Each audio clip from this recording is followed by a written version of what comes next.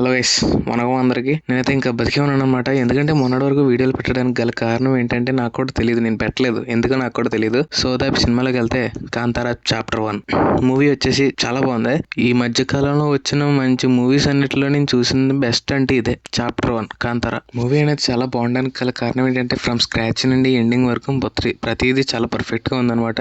దీనికి ముందు సీక్వెల్ ఉంది కదా, ఫస్ట్ పార్ట్ రిలీజ్ అయింది, దానికి ప్రీక్వెల్ ఇది. మనకి పార్ట్ 1 చూడాలి, పార్ట్ 1 చూస్తేనే అర్థమవుతుంది అంటే అలా ఏం లేదు. దీనికి ముందు జరిగిన ప్రీక్వెల్ కాబట్టి మనకి సింపుల్గా వెళ్ళిపోవచ్చు. మూవీ వచ్చేసి ప్రతిదీ ఫ్రమ్ స్క్రాచ్ నుండి చాలా బాగుంది. ఎందుకంటే ఒక ప్రొడక్షన్ వాల్యూస్ కానీ ఇంకా క్యారెక్టర్స్ యాక్టింగ్ కానీ ప్రతిదీ పర్ఫెక్ట్గా ఉందన్నమాట. అండ్ మ్యూజిక్ గురించి చెప్పాలంటే మాటలు రావట్లేదు గైస్. ఎందుకంటే మ్యూజిక్ అనేది మూవీ మొత్తంలో హైలైట్ అనిపించింది మ్యూజిక్. అండ్ దాని తర్వాత ప్రొడక్షన్ వాల్యూస్, తర్వాత క్యారెక్టర్స్ యాక్టింగ్. అసలు మ్యూజిక్ మాత్రం నెక్స్ట్ లెవెల్ ఉంది. ఎందుకంటే ఆ టోను, ఆ వైబ్ కొంచెం ఫ్రెష్గా, అంటే ఈ మధ్యలో వచ్చిన మ్యూజిక్లు అన్నింటిలో కొంచెం డిఫరెంట్గా అదే అనిపించింది. కాబట్టి నాకు మ్యూజిక్ చాలా బాగా నచ్చింది, ఫ్రెష్గా ఉంది మ్యూజిక్. అండ్ ప్రొడక్షన్ వాల్యూస్ కానీ విఎఫ్ఎక్స్ కానీ ఒక రేంజ్లో ఉన్నాయి.